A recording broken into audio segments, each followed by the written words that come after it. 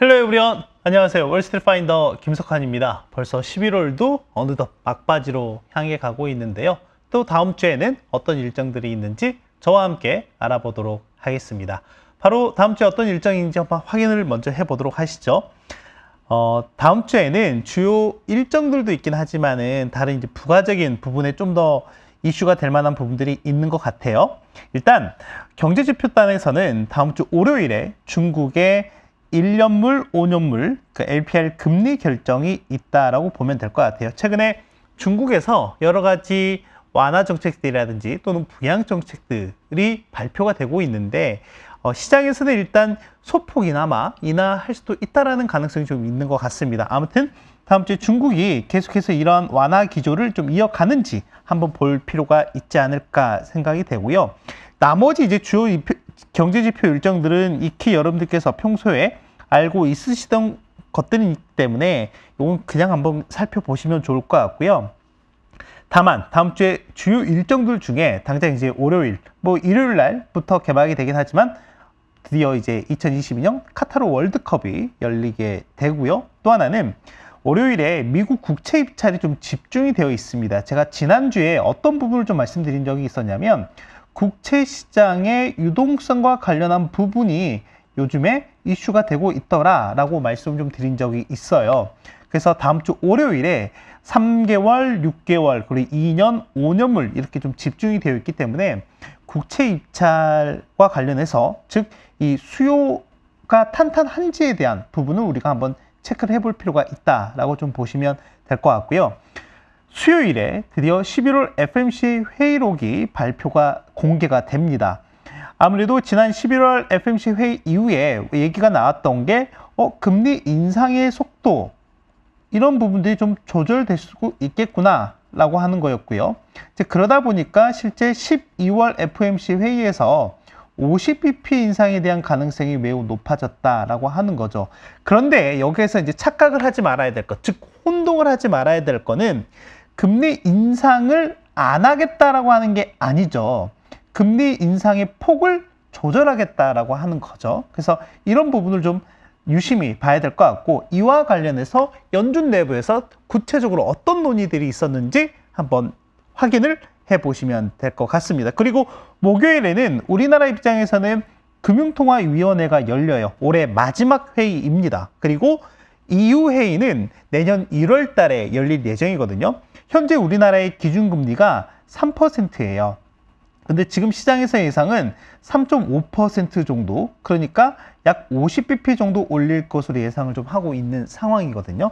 이 부분을 좀 봐야 될 것 같고요. 이제 마지막으로는 다음 주 금요일에는 블랙 프라이데이 있죠. 그래서 미국의 연말 소비 관련한 시즌이 이제 본격화되고 있는 흐름을 알 수가 있을 것 같습니다. 좀 더 디테일하게 좀 보도록 하죠. 그래서 이번 주에는 특히 여러분들에게 말씀드리고자 하는 거는 금리 경로와 관련해서 그에 따라 시장이 어떻게 움직일지에 대한 내용을 좀 말씀을 좀 드리려고 해요. 왜냐하면 지금 11월 FMC 회의 이후부터 계속 이 금리와 관련한 부분들이 좀 급변하는 상황들이 나타나면서 이게 시장의 호재로 또 작용하고 있는 시점이기 때문에 앞으로 이 경로가 꽤 중요하다라고 보면 될 것 같고 간밤에 현재 연준 내 인사 중에서 가장 매파적인 인사이죠. 제임스 블러드 세인트루이스 연은 총재가 어떤 코멘트를 했냐면 그러면서 시장이 약간 발작을 일으키는 모습이 좀 나오기도 했었거든요. 현재의 정책 금리가 아직 충분히 제약적인 구간은 아니다라고 얘기를 했어요. 이미 블러드 총재 같은 경우는 이전에 어느 정도 수준까지 대략 한 4.75% 수준까지 금리를 올려야 된다라고 얘기를 하긴 했었거든요. 근데 올해 이 전체적인 경로의 움직임을 봐오면 블러드 총재의 말대로 현재 가고 있는 것은 맞기는 합니다. 그러다 보니까 이제 프레젠테이션 하면서 그 발표하는 장표 중에 충분히 제약적인 수준의 금리는 대략 한 5에서 7% 정도가 될 것 같다. 이 시장이 이 7% 말에 깜짝 놀란 거죠. 그러면서 간밤에 국채 금리가 이렇게 상승하는 모습을 보였고요. 그리고 달러 인덱스도 이렇게 상승하는 모습을 좀 보였습니다. 그러면서 장중에 미 증시의 낙폭이 확대가 되는 모습도 있었거든요. 그런데 이 7%는 전체적인 그 발표하는 과정에서 나온 코멘트이고요. 하지만 현재 시점에서 봤을 때는 5에서 5.25%가 이 최소한의 수준이다라고 얘기를 했습니다. 앞서 4.75 정도라고 말씀드렸잖아요. 이게 이렇게 상향 조정됐다라고 하는 부분 보시면 될 것 같고요. 며칠 전에 골드만삭스 같은 경우에도 내년 중반, 그러니까 내년 한 5월, 6월 정도 수준까지 해서 최종 연준이 가고자 하는 최종 금리 레벨이 대략 한 5에서 5.25% 정도 이렇게 얘기를 했고, 엊그저께 블러드 총재도 뿐만이 아니라 메리 데일리 샌프란시스코 연은 총재 같은 경우도 이 정도 수준을 언급을 했다라고 보시면 될 것 같고요. 이제 시장의 어느 정도의 스탠스가 이 정도까지는 맞춰지고 있는 것 같다라는 정도로 좀 보시면 될 것 같고, 블러드 총재가 PT하는 발 중에 이 7% 얘기하다 보니까 시장이 갑자기 화들짝 놀랬다라고 말씀드렸잖아요. 그 이후에 로레타 메스터 클레블랜드 연은 총재가 이제 발언을 하면서 이 7% 발언에 시장이 깜짝 놀래니까 아닌데 이 금융시장의 안정성이 중요하다라고 또 이렇게 급히 또 소화성 발언을 했죠. 그러면서 이 통화정책이, 우리가 하고자 하는 이 통화정책이 잘 작동하기 위해서는 금융시장의 안정성이 매우 중요하다라고 언급을 한 부분이 있습니다. 그러니까 뭐 치고 바꿔 하는 부분이 좀 있긴 했지만, 이렇게 이 7% 발언으로 인해서 시장이 좀 화들짝 놀랬던 부분은 장 말미에 가서 이런 메스터 총재의 이런 발언들이 좀 나오면서 어느 정도 완화가 됐다라고 좀 보시면 될 것 같습니다. 그러면 지금 미국의 기준금리 전망 추이가 좀 어떠냐? 올해 이 11월 달 들어서 움직임을 한번 좀 보면, 실제 11월 초에 FOMC 회의가 있었죠. 그러면서 전체적인 전망치가 내년 중반 정도로 기준으로 본다면 이게 대략 한 5.1% 수준까지 올라갔었어요. 그런데 10월 달 소비자 물가 지수와 그리고 생산자 물가 지수, 즉 물가 지수가 전체적으로 둔화되는 모습들이 나오고 있었죠. 이제 그러면서 기대치가 확 낮아졌습니다. 그러면서 4.9%까지 이렇게 좀 내려와 있는 상황이다라고 보시면 될 것 같아요. 현재 같은 경우도 이런 경로를 좀 따라가서 가고 있다라고 보시면 될 것 같고요. 그렇다면 이제 중요한 거는 향후의 금리 경로에 따라서 시장이 어떻게 움직일까가 매우 중요할 것 같습니다. 그런 측면에서 본다라고 하면 최근에 단기 또는 장기 금리 추이가 어떻게 되는지를 우리가 좀 봐야 될 필요가 있어요. 보시다시피 11월 초까지만 하더라도 보면 2년물이라든지 10년물 같은 경우에는 높은 수준에서 유지가 됐었고요. 현재 시점에서 보면 이렇게 좀 많이 내려와 있는 상황이라고 보시면 될 것 같습니다. 방금 말씀드린 2년물이라든지 10년물 같은 경우는요. 그런데 여기 보시면 3개월물, 초단기 금리 같은 경우에는 상당히 높은 수준에서 쭉 유지가 되는 모습을 보이고 있어요. 보이시나요? 지금 2년물과 10년물은 떨어졌는데 3개월물은 오히려 이렇게 올라가는 모습을 보이고 있다라고 하는 거죠. 이러다 보니까 시장이 어떤 현상이 발생하고 있냐면, 지금 이 장단기 금리차, 우리가 이제 그동안 봤던 거는 보통 이제 10년물과 2년물을 대부분이 이제 벤치마크로 보고 있었고, 저는 여러분들께 10년물과 3개월물도 계속해서 소개를 해드렸었죠. 실제 보면 10년물과 3개월물의 최근 장단기 금리 역전 폭이 상당히 커져가고 있는 걸 확인할 수 있다라고 보시면 될 것 같고, 일단 이렇게 장단기 금리차가 역전되는 부분에 대해서 우리가 계속 걱정하고 있는 바는 뭐냐면, 결론적으로는 이게 향후에는 경기 침체의 전조 현상이기 때문에 그렇다라고 하는 거죠. 지금 보시다시피 10년물과 2년물 같은 경우에는 지금 1982년 이후에 가장 최대 수준까지 이렇게 좀 내려와 있는 상황이라고 보시면 될 것 같습니다. 아까 말씀드렸던 것처럼 그럼 이렇게 단기 금리와 장기 금리가 차이가 나는 이유가 무엇이냐라고 봤을 때, 일단 단기 금리 같은 경우는 여러분들 아시는 것처럼 이 연준의 금리 전망에 대한 부분이 상당히 강하게 반영이 된다라고 보시면 될 것 같고요. 장기 금리 같은 경우에는 아무래도 전체적인 이 경기의 방향성을 반영한다라고 보시면 될 것 같아요. 그런 측면에서 봤을 때 연준의 단기적인 이 금리 정책 같은 경우에는 상당히 강화될 것으로 예상을 하고 있는 거고요. 향후에 경기 전망 같은 경우에는 좀 부진할 것으로 예상을 하다 보니까 이 단기와 장기 금리 간의 역전폭이 상당히 좀 심해지고 있더라라고 하는 거고요. 이 방향성이 좀 달라지고 있더라라고 하는 거죠. 그러면 앞으로 이 금리의 전망에 따라서 전체적으로 우리가 봐야 될 두 가지 인디케이터가 바로 달러의 움직임과 지수의 움직임, 증시의 움직임을 볼 필요가 있지 않을까 생각이 됩니다. 그런 측면에서 봤을 때 앞으로 만약에 지금 시장이 생각하는 것보다 아까 시장이 보고 있는 거는 대략 한 4.9% 정도를 예상을 했었잖아요. 그런데 이게 지금 시장이 보는 것 이외에 골드만삭스라든지 브로드 총재, 뭐 메리데일리 총재 이런 사람들이 얘기했던 것처럼 이 전체적인 레벨 자체가 만약에 5% 뭐 처음에 봤던 것처럼 이 5% 이상을 넘어가는 모습이 나오게 된다라고 하면 아까 보셨던 2년물이라든지 10년물 같은 경우가 어떻게 보면 기술적으로는 반등할 여지가 좀 더 있다라고 하는 거죠. 물론 11월 초 이상만큼 갈 수는 없겠지만 어느 정도 현재 시점에서는 올라올 여지가 있다라고 하는 거예요. 그렇게 된다라고 하면 이 달러 인덱스 같은 경우가 최근에 이 검정색 라인이 100일선이고요.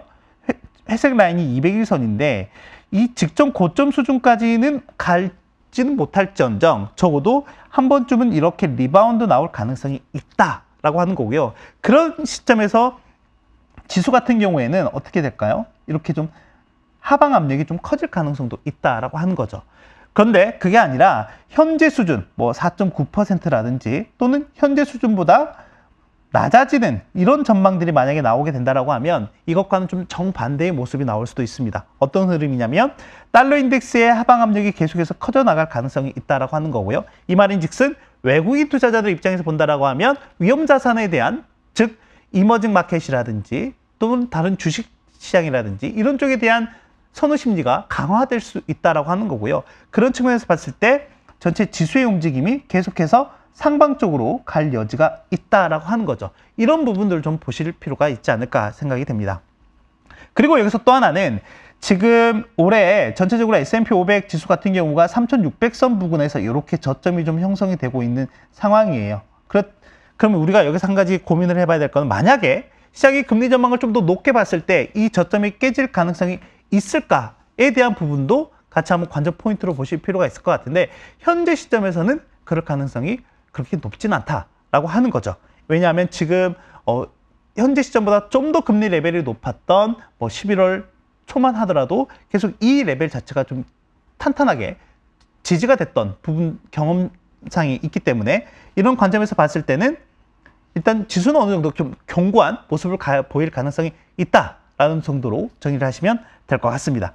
그리고 또 하나는 지난주에 발표됐던 미시건대 소비자 심리지수 이런 부분들을 봤을 때 최근에 좀 상승세가 이어왔었는데 이런 부분들이 좀 재차 이렇게 하락 전환하는 모습을 좀 보이기도 했다라고 하는 거고요. 뭐 컨퍼런스 보드에서 발표하는 소비자 신뢰지수도 좀 마찬가지의 모습을 좀 보이고 있습니다. 그런데 이제 여기에서 중요한 거는 기대 인플레이션인 것 같아요. 기대 인플레이션인데 일단은 연준 내부에서 계속 얘기하고 있는 거는 단기보다는 중장기에 대한 이 기대 인플레, 장기에 대한 기대 인플레가 잘 고정되어 있는 게 중요하다라고 얘기를 한 부분을 여러 차례 들을 수가 있을 텐데 지금 미시건대에서 발표한 기대 인플레이션이라든지 또는 뉴욕연은에서 발표한 기대 인플레이션 전체적인 추이를 보면 최근 들어서 약간 반등하는 모습이 좀 나오고 있다라고 하는 거예요. 이 말인즉슨 사람들의 이 기대 심리, 앞으로의 인플레이션과 관련한 이 기대 심리 자체가 계속 높아지고 있다라고 하는 거고 이 높아진 거는 결코 긍정적이지 않다라고 하는 거죠. 그렇게 되면 연준에서는 계속해서 좀 긴축 기조라든지 또는 이러한 부분을 좀 계속 강화시킬 수밖에 없다라고 하는 거고 결론적으로는 이게 이 기대 인플레를 잡는 게 연준의 정책 결정에 있어서도 상당히 중요한 요소 중에 하나이기 때문에 그렇다라고 보시면 될 것 같습니다. 아무튼 최근에 기대 인플레가 좀 이렇게 움직였다라고 하는 것도 여러분들께서 같이 한번 확인을 하셔야 될 것 같습니다. 자, 정리를 해보도록 하겠습니다. 일단 중요한 거는 말씀드렸던 것처럼 금리의 방향성이 좀 중요하다라고 말씀을 드렸어요. 최근에 단기 금리가 올라오고 장기 금리가 떨어지면서 장단기 금리 차가 좀 확대가 되고 있고 이 상황에서 경기 침체에 대한 좀 우려가 확산이 되고 있는 모습을 좀 보이고 있더라라고 하는 거고요. 다만 최근에 이 최종 금리와 관련해서 좀 엇갈리는 부분들이 있습니다. 이 경로에 따라서 시중금리의 움직임이 확대될 수도 있고 또는 축소될 수도 있다라고 하는 부분들을 좀 보시면 될 것 같고요. 그리고 이와 관련해서는 다음 주 수요일 날 발표되는 11월 FOMC 의사록을 한번 좀 잘 살펴보자라고 하는 걸로 정리를 해볼 수가 있을 것 같고요. 또 하나는 금리 경로에 따라서 전망이 좀 달라질 수도 있다라고 하는 거죠. 일단 만약에 현재 시점에서는 대략 한 4.9% 정도의 최종 금리를 예상을 좀 하고 있는데 이게 만약 5%를 크게 좀 훌쩍 넘어간다라고 하면 지금 시장에서는 맥스 5.25%까지 보고 있는 것 같은데 만약 이것보다 더 높아지는 모습이 나오게 된다라고 하면 금리가 올라갈 수가 있겠죠. 그리고 아까 말씀드렸던 것처럼 지금 뭐 2년물이나 10년물 같은 경우에는 최근에 좀 계속 하락하고 있는 상황에서 만약 이 금리에 대한 전망치가 올라가게 되면 기술적으로 올라올 여지가 있다라고 하는 거고요.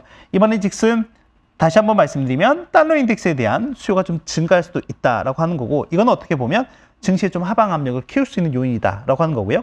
두 번째 시나리오 같은 경우에는 만약에 최종 금리에 대한 레벨 그리고 향후 금리 경로가 정체가 되거나 또는 하락하는 모습이 좀 나오게 된다라고 하면 앞서 말씀드린 시나리오 첫 번째하고는 좀 반대의 모습들이 나타날 수도 있다라고 하는 거죠.